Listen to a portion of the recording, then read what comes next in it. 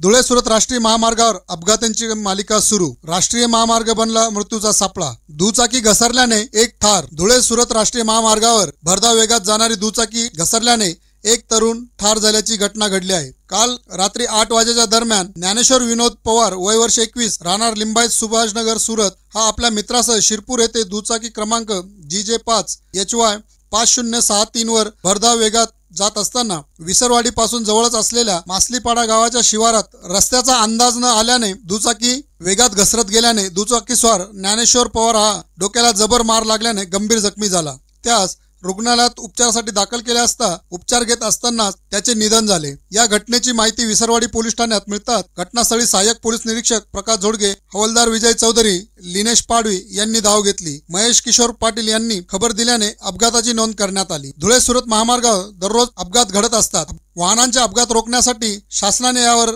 कडक कारवाई केली पाहिजे। RV न्यूज साठी संकेत बागरच्या, धुळे।